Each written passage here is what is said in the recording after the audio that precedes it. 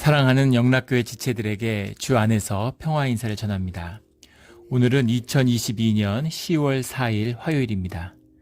오늘의 묵상 본문은 요한계시록 1장 1절로 8절까지의 말씀입니다.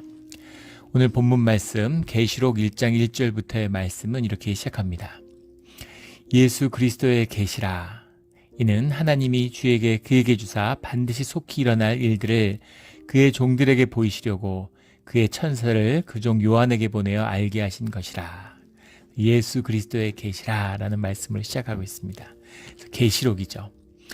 계시라고 하는 말은 이제 아포칼립시스라는 말인데 영어로 하면 uncovering이에요. 이제 벗겨낸다, 드러낸다 이런 말이죠. 계시록을 이 말씀을 드디어 시작하게 됩니다. 우리가 성경 일일 묵상을 시작하고서 이제 6년이 됐습니다. 그래서 성경의 거의 모든 말씀을 다 다뤘어요. 물론 몇 개 남아있지만 큰 틀에서 보면 이제 마지막 기둥, 마지막 산, 계시록이 남아있는 것이죠. 우리가 일주일을 안식으로 쉬었는데 일주일 동안 뭐 계시록을 준비하고 공부한 게 아니라 이제 매일 기도했죠. 계시록을 하는 게 맞을까? 계시록의 말씀을 받을 수 있을까라는 겁니다. 이게 부담이 되고 말씀이 큰 도전이 되는 것이죠. 계시록의 강해를 보통 교회들이나 목사님들이 피합니다. 계시록의 말씀을 잘못 받으면 억측과 오해가 나기 때문이죠.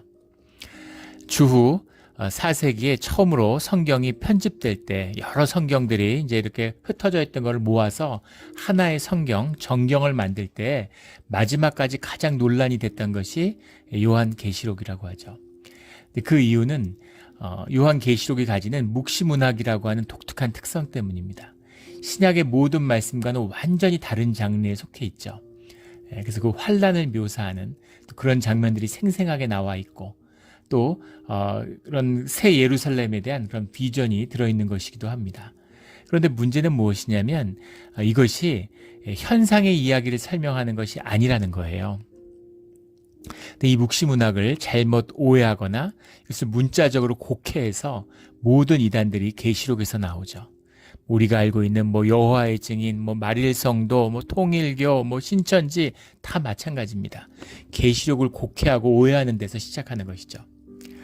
하도 구원파가 구원을 왜곡시켜서 구원 얘기를 하면 구원파인 줄 알아요. 그래서 이제 종말 얘기를 하면은 이단인 줄 압니다. 이 마귀의 큰 역사겠죠. 그래서 이 말씀을 숨어 있는 하지만 밝히 드러난 그 말씀의 뜻, 이 묵시의 참된 뜻을 받아야 하는 것, 이 말씀이 큰 도전이 되는 것이죠. 주님이 허락하신다면 이 말씀을 우리가 받을 준비가 되어 있는 줄 믿습니다. 담대하게 용기를 내서 마음에 엄청난 부담을 안고 계시록의 말씀을 나누려고 해요. 성령님의 인도하심과 깨우치심이 분명 있는 줄 믿습니다. 계시록에 대한 또 하나의 큰 오해는 이것이 무슨 종말에 대한 일정표 같이 이제 이해하는 것이죠. 그래서 재밌게도 계시록은 크리스찬이 아닌 사람들도 세상에 기독교나 교회를 전혀 모르는 사람들도 계시록에 큰 관심을 가진다는 겁니다. 저도 그랬어요. 주님을 영접하기 전에 학생 때 일본 사람이 쓴 고도벤의 묵시록의 대예언이라는 책을 읽었던 기억이 납니다. 그 책에 완전히 매료들어서 빠져들었던 그런 기억이 나요. 성경이 뭔지, 말씀이 무엇인지, 그리스도가 무엇인지 전혀 모르는데 그 뭔가 숨겨진 종말의 이야기가 사람을 매료시키는 거죠. 그런 것이 아니라는 겁니다. 참으로 어리석은, 지금 보면 어처구니 없는 그런 곡해와 해석들이 있는 거죠. 마귀의 영이 부리는 장난질인 것 같아요. 그런 거가 사람, 말도 안 되는 터무니없는 얘기들에 사람이 혹하는 것이죠.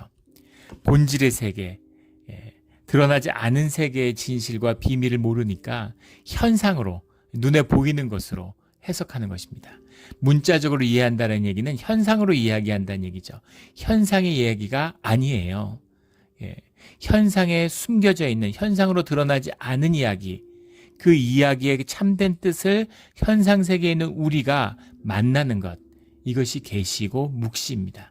이게 아포칼립시스의 참된 의미고 뜻인 것이죠. 그 뜻을 만나야 되는 거죠. 그래서 꼭 만나는 우리 모두가 되기를 주의 이름으로 축원합니다. 예수 그리스도의 계시라 이런 거죠. 예수 그리스도의 계시라라고 했는데 이것은 두 가지 뜻을 다 가지고 있습니다. 주님이 가르쳐 주시는 계시이기도 하고 그 계시는 무엇이냐면 주님에 대한 계시이기도 하죠. 예수님이 그리스도라는 것을, 예수 그리스도가 주 하나님이라는 것을 드러내는 것, 그것이 묵시의 계시의 내용인 것이죠. 그래서 예수 그리스도의 계시고 예수가 그리스도라는 계시가 되는 겁니다. 이 중의적인 의미가 말씀 가운데 담겨져 있죠. 이는 하나님이 그에게 주사 반드시 속히 일어날 일들을 그 종들에게 보이시려고, 반드시라고 하는 건 이제 데이라는 건데 꼭 일어난다는 얘기입니다. 주님의 주님의 말씀은 이미 성취된 것이죠. 이미 본질 세계에서 이루어진 것입니다. 하늘에서 이루어진 것이 땅에서 이루어지도록 하는 그 기도처럼 이미 이루어진 것이에요. 그러니까 반드시 이루어지는 것이죠. 그런데 문제는 속히 일어난다라는 것입니다. 타케이라는 말인데 영어로 하면 스피드 이런 것이죠. 이것은 시간성의 의미도 물론 있습니다. 그것이 본질의 세계가 현상 세계에 나타나는 것이 나타난다라고 하는 그 흐름을 이야기하는 거죠. 물론 계시록에서 말하는 시간의 의미라는 것이 우리가 이해하고 있는 흔히 말하는 시간, 시공간의 변화를 의미하는 그 시간은 아니죠. 그러나 일의 맥락과 순서를 의미하는 것에 있어서의 시간성이라는 의미가 담겨 있습니다. 그리고 속히라는 우리말 뜻의 해석에도 부합하는 것처럼 임박성이 들어있는 거죠. 가까이 와 있고 이미 이루어질 때가 와 있다는 겁니다. 하지만 시간의 주인이고 그 주님의 사건성의 의미라는 것이 그냥 시간이 기계적으로 이렇게 흘러가는 것처럼 그렇게 이루어지는다는 의미의 것은 아니라는 거죠. 아침에 5시가 돼서 해가 뜬다라는 의미는 아니라는 겁니다. 그런 그 임박한 사건이지만 그것이 시간에 속박된 필연성을 의미하는 것은 아니다. 반드시 이루어지는 것에 있어서의 필연성이지만 시공에 묶여있는 현상적인 시간성을 의미하는 것은 아니라는 의미죠. 이런 참 그 계시록을 푼다는 게 쉽지 않은데, 그 계란은 예전에 어린 시절에 왜 계란 같은 거 부화기에다가 해가지고 병아리들 키우고 많이 그랬잖아요. 계란을 부화기에 넣어놓으면 2주 동안 아무 변화가 없어요. 사실은 엄청난 변화가 있죠. 근데 눈으로 보이는 껍데기 위로 비치는 것에서는 아무 차이가 없습니다. 신기한 건 2주 동안 아무 변화가 없었는데 2주가 되는 날 정말 거짓말처럼 거기에 균열이 생겨나면서 균열이 생겨나면서 알이 깨지기 시작하는 거예요. 알이 깨지기 시작하면, 처음에 틈이 보이기 시작하면 그때 되면 계속 부화기 뚜껑을 열었다 닫았다 언제 병아리가 태어나나 그 막 숨이 넘어가잖아요. 그런데 그 계란의 껍질이 조금씩 금이 가기 시작하는 게 보이는 그 순간부터 2시간이면은 깨고 나옵니다. 벌써 그 깨진 틈으로 그 병아리가 보여요. 근데 그걸 깨고 나올 때는 2시간도 안 걸리는 거죠. 무슨 의미냐면 그 사건이 무르익고 있는 겁니다. 그 사건이 이루어진 거예요. 지금 알을 덮고 있는데 병아리가 깨고 나오기 직전인 것이죠. 깨질 때는 순간적으로 깨지고 나오는 겁니다. 그게 임박성이에요. 그 임박성이라고 해서 그럼 기다리면 무조건 깨지느냐? 그건 아니라는 의미죠. 그걸 깨고 나와야 된다는 의미입니다. 시내산에서 주님이 돌판에다가 말씀을 새겨서 우리에게 주시려고 그러는데 모세가 산 위에 안 올라와요. 사람들이 산 근처에도 안 옵니다. 그럼 말씀이 증거될 수 있겠어요? 그런 의미가 있는 것이죠. 다 준비됐어요. 말씀을 받을 게 다 준비되어 있는 거예요. 그런데 모세가 안 올라오면 어떡하겠습니까? 그런 의미가 들어있다는 거죠. 또 물론 그걸 오해하면 안 되는 것이 주님과 동역한다는 의미가, 그러면 우리가 동역하지 않고 모세가 거절하면 그러면 아무도 말씀은 계속 못 받는 것인가? 그렇지 않죠. 모세가 안 올라오면 주님이 호세를 부르실 수도 있는 겁니다. 주님이 이끌어 가시는 뜻이 또 있는 것이죠. 그런 의미에서 주님의 시간성과 주님의 임재의 그 사건의 임박성, 그 의미가 이 속히라는 말, 이 속히라는 말이 이제 계시록에 반복적으로 나오게 돼요. 7번 나오는데 굉장히 중요한 핵심적인 어휘죠. 속히 일어난다. 주님의 그 드러난 사건의 임박한 사건, 그 사건입니다. 그것을 보이시려고, 그 일어날 일들을 그 종들에게 보이시려고 그의 천사를 그의 종 요한에게 보내어 알게 하신 것이라. 요한이 이 예수님의 12제자 중에 이제 11제자가 모두 순교를 했죠. 다 순교를 했는데 다 일찍 죽었어요. 그런데 그 주후 60년경에 있었던 대탄압의 시기에 대부분 목숨을 잃었습니다. 그런데 특이하게도 이 요한은 굉장히 오래 살았어요. 90이 넘게 살았다 그러죠. 지금 90이 넘게 살아도 장수했다 그러는데 그 시절입니다. 불가사의한, 요한은 죽지 않는다, 요한은 영원히 사나 보다라는 이야기가 그 시대에 돌았다고 할 정도로 요한의 장수는 특이한 것이었습니다. 또 요한이 예수님의 어머니 마리아를 또 모시고 살았죠. 그래서 또 마리아도 굉장히 오래 장수했습니다. 그래서 초대교회에 많은 영향력들을 끼치게 되는데, 그래서 마리아를 잘 모시게 하기 위해서 요한은 데려가지 않으셨나 보다 이런 얘기를 하는데 주님의 뜻을 알 수 없죠. 근데 분명한 것은 마지막에 요한이 밤모섬에 갇혀서 그 유배 시기에 이 계시록의 요한 계시록의 말씀을 전하게 되었다는 겁니다. 주님의 인도하시는 귀한 뜻이 다 있는 것이죠. 우리도 끝까지 삶의 한순간도 쓸모없이 버려지지 않고 모두 주님에게 연락되는 그런 소중한 삶을 살아가는 우리 모두가 되기를 주의 이름으로 축원합니다. 2절에 요한은 하나님의 말씀과 예수 그리스도의 증거가 곧 자기가 본 것을 다 증언하였느니라. 요한은 하나님의 말씀과 예수 그리스도의 증거가 곧 자기의 본 것, 요한이 본 것이 무엇이냐면 하나님의 말씀인 것이죠. 하나님의 말씀을 어떻게 보았느냐? 예수 그리스도를 통해서 보았다는 것입니다. 주님의 임재, 주님의 계시가 말씀이죠. 근데 그 말씀이 육신이 된 것이 예수 그리스도입니다. 예수 그리스도의 공생애를 함께했던 요한이 예수님의 삶을 통해서 하나님의 말씀을 본 것이죠. 이것이 증거고 이것이 계시고 이것을 세상에 드러내는 것이 이 계시록의 증언인 것입니다. 이것을 분명히 하고 있는 거죠. 3절에 이 예언의 말씀을 읽는 자와 듣는 자와 그 가운데 기록한 것을 지키는 자는 복이 있나니 때가 가까움이라. 복이 있나니라는 말씀이 이제 7번 나오게 되는데 7이라는 숫자가 계시록에서 핵심적인 숫자죠.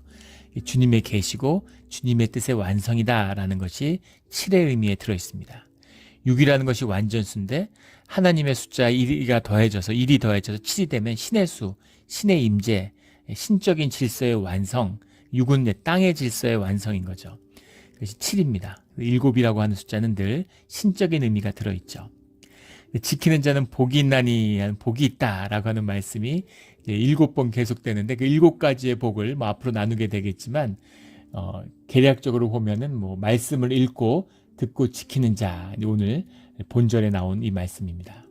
그리고 뒤에 가면 14장 13절에 가면 주 안에서 죽는 자가 복이 있다, 이렇게 주의 이름으로 주 안에서 죽는 자는 복이 있는 것입니다. 아멘. 우리가 슬프고 비통해하지만 이 현상 세계를 떠나는 것뿐이에요. 문을 열고 본질의 세계로 들어가는 것입니다. 그런데 주 안에서 죽는 자는 복된 것이다, 이렇게 분명히 말씀하고 있는 거죠. 그리고 깨어서 옷을 지키는 자는 복이 있다, 이런 말씀이 16장 15절에 가면 나옵니다. 어린 양의 혼인잔치에 초청된 자는 복이 있다라는 것이 19장 9절 말씀에 나오죠.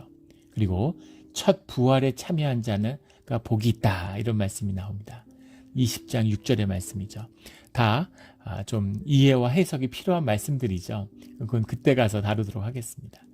그리고 여섯 번째 복이 주님의 말씀을 지키는 자라는 것이 22장 7절에 나오고, 그 다음에 마지막으로 두루마리를 빠는 자라는 복이 있다라는 말씀이 22장 14절에 나오죠.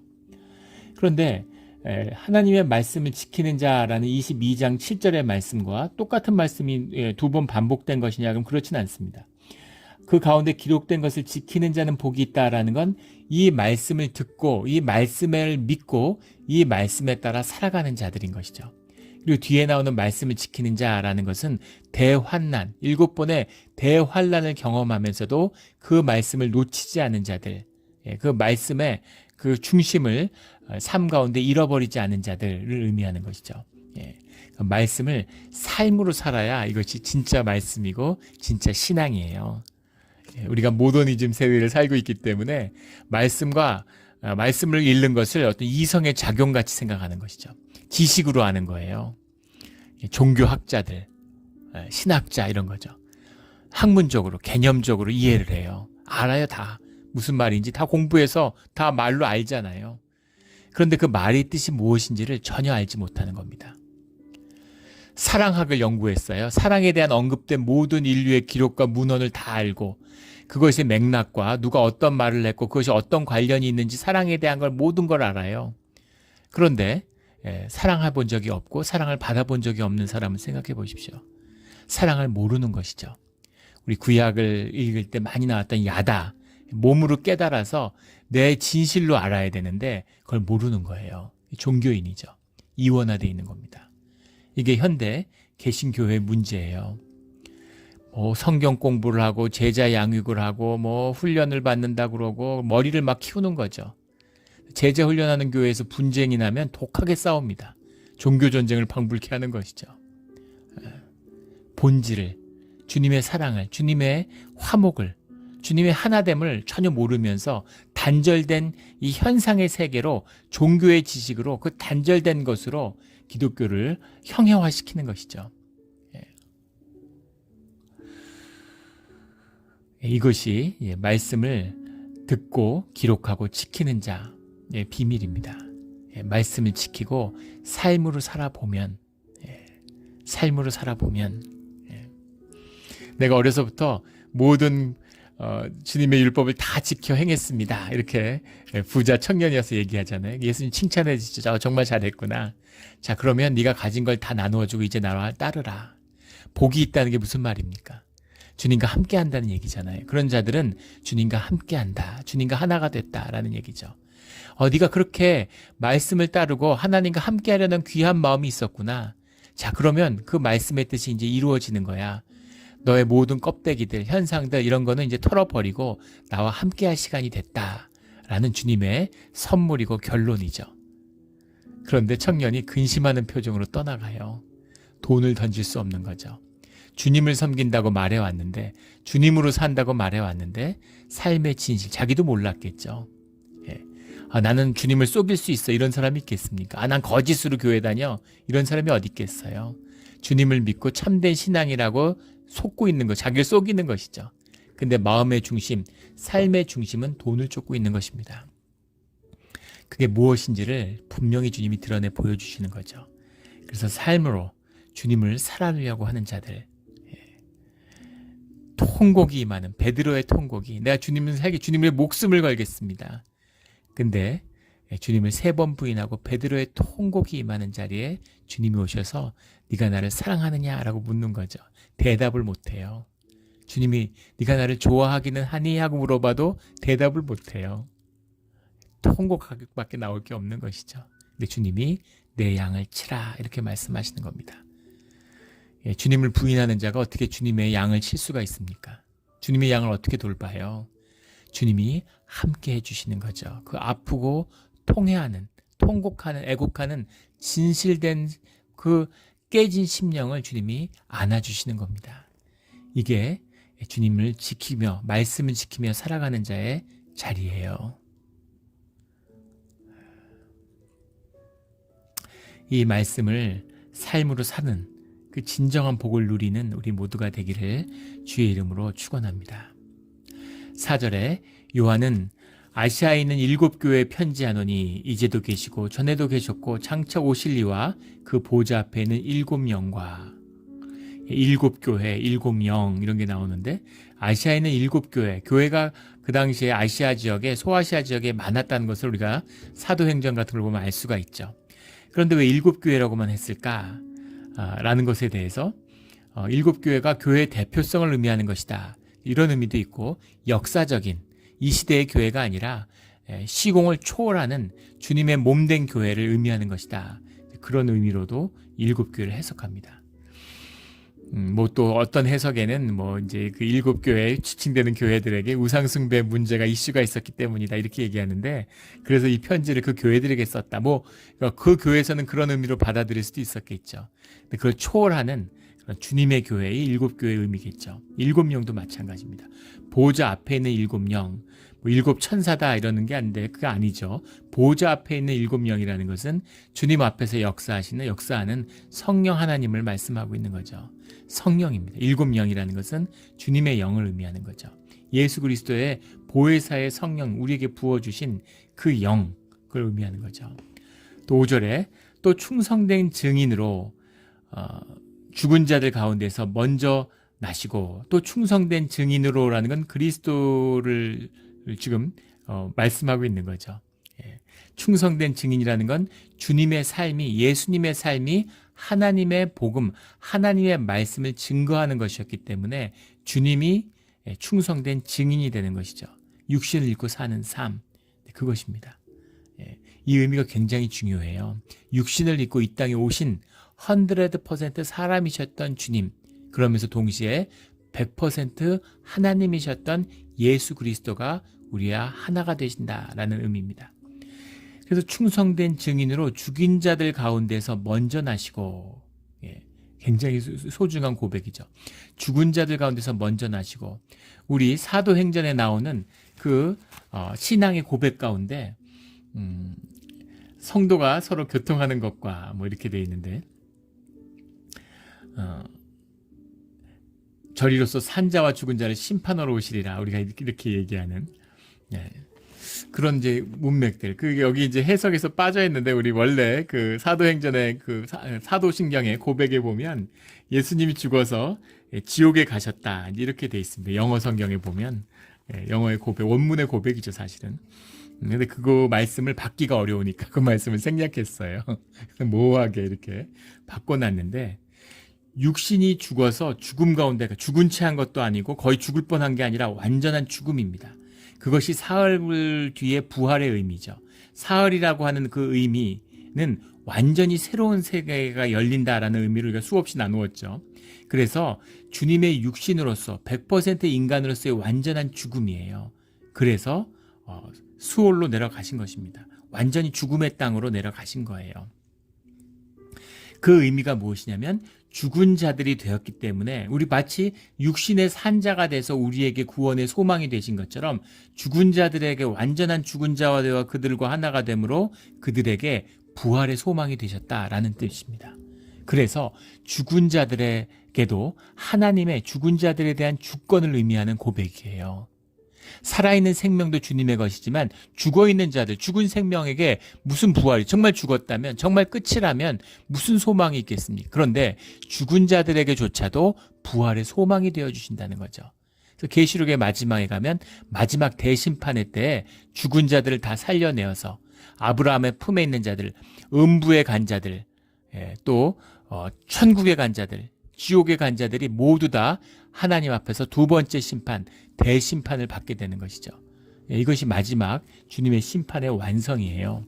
그래서 그 죽음이 끝이 아니다라는 것, 죽은 자들에게도 주님이 주인이 되시고 그들에게도 부활의 소망이 되셨다라는 거죠. 그것이 첫 부활의 증인이 되신 주님의 사역의 표상인 것이죠. 깊은 의미예요. 이것을 까딱 오해하면 얼마든지 이단이나 빠질 수도 있고 잘못 오해할 수도 있습니다. 그래서 굉장히 조심스러운 것이죠. 말씀을 받고 이것을 깊이 녹여낼 수 없으면, 뭐 그런 거 많잖아요. 말꼬투리 잡고 뭐 이단들 뭐 이런 데 보면 그런 걸 가지고서 뭐 이런 걸 갖고 말장난하고 이런 거 얼마든지 보죠. 그런데 산자의 하나님이지만 동시에 죽은 자들, 그들이 죽은 자들이었으나 이제는 주님 안에서 산자가 되었다라는 겁니다. 그런 구원의 뜻이 이 안에 담겨 있다, 이 의미죠. 죽은 자들 가운데서 먼저 나시고, 부활을 의미하는 거죠. 땅의 임금들의 머리가 되신 세상의 권세, 세상을 다스리고 있는 권세도 주님께 속했다는 것입니다. 주님이 이 세상이라는 것이 거짓된 거잖아요. 왜 거짓된 세상을 만드셨을까? 원래 거짓되게 만드신 건 아니죠. 우리의 죄가 그 모든 것을 거짓으로 만들어버린 것이죠. 하지만 그렇다고 해서 그것이 마귀의 속임수로 이루어진 것일까요? 인간이 만든 것입니까? 아니죠. 주님이 이루신 거예요. 주님이 하신 것입니다. 공중의 권세를 잡고 인간을 죄의 길로 이끈다고 해서, 그래서 마귀의 권세가 세상을 만들고 마귀의 권세대로 움직이는 것입니까? 아니죠.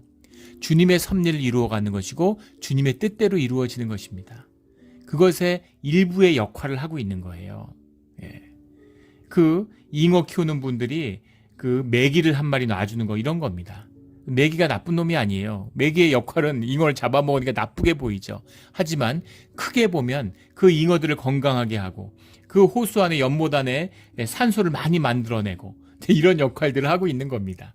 거짓된 세상에서 주의 자녀를 보내서 그곳에 살게 하시는 주님의 뜻, 그것을 만나는 거죠.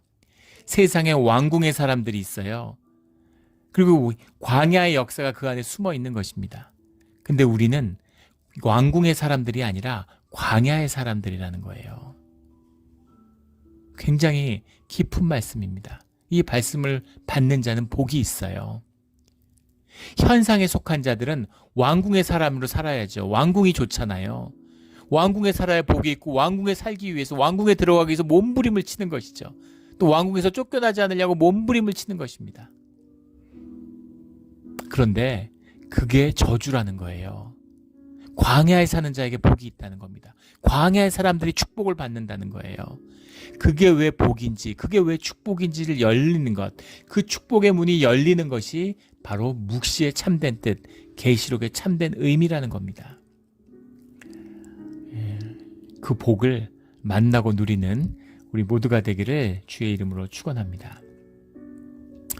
예수 그리스도로 말미암아 은혜와 평강이 너희에게 있기를 원하노라. 우리를 사랑하사 그의 피로 우리의 죄에서 우리를 해방시키시고 피에 속죄의 의미가 담겨 있는 것이죠. 6절에 그의 아버지 하나님을 위하여 우리를 나라와 제사장으로 삼으신 그에게, 나라와 제사장으로 이렇게 되어 있는데 이 의미가 바실레이안 히엘레이스 이런 말입니다. 바실레이안 히엘레이스라는 말은 그대로 하면 나라가 곧 제사장이라는 것이죠. 나라와 제사장이 아니라 제사장들의 나라, 킹덤 오브 프리스트예요.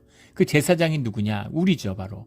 우리를 제사장으로 해서 이 주님과 함께 주님을 섬기며 주님이 하나 된 나라, 주님이 통치하시고 주님의 백성이 된 나라, 그 나라를 우리를 통하여 우리에게서 주님이 이루어 주셨다라는 거죠. 하나님 아버지를 위하여서 우리를 나라와 제사장으로 삼아 주셨다라는 겁니다. 그에게, 그리스도 예수 하나님이죠.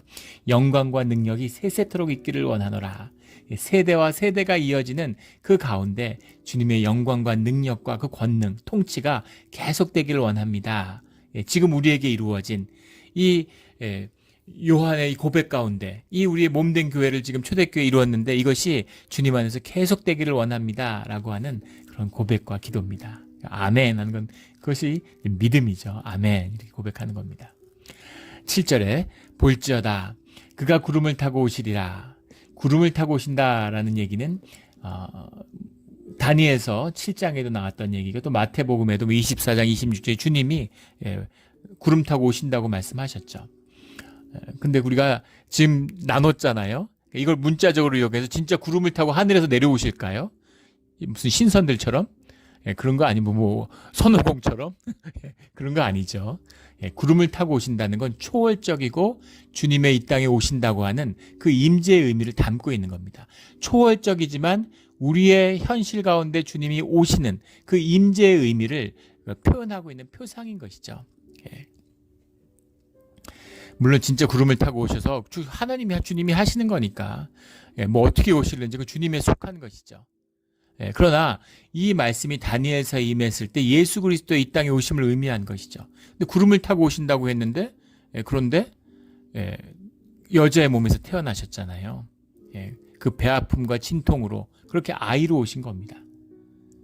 그런데 주님이 분명히 다음에 올 때 재림하실 때에도 구름을 타고 오신다고 얘기했는데 여기에는 다른 의미가 들어있을 수 있는 것이죠. 그 의미가 무엇이냐면 사람이 눈이 그를 보겠고, 이 고백입니다. 사람의 눈이 그를 보겠고라고 하는 것은 현상적으로도 주님의 임재를 부인할 수 없이 명백하게 모든 피조물들이 인식하게 될 거라는 의미입니다.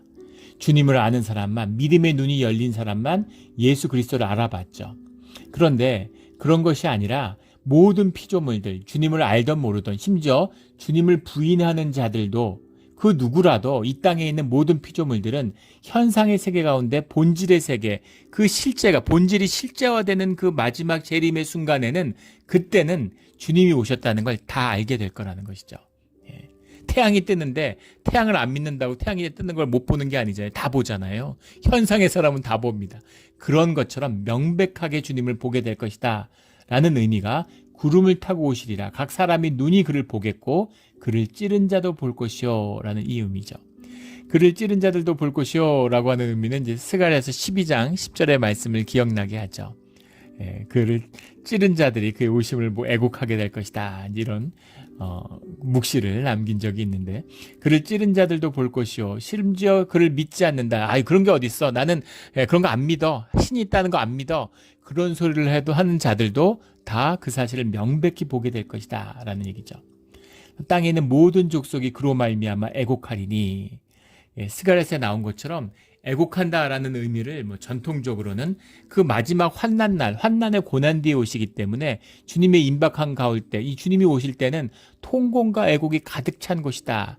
그런 현상적인 모습을 의미하는 것일 것이다 라는데, 그럴 수 있습니다.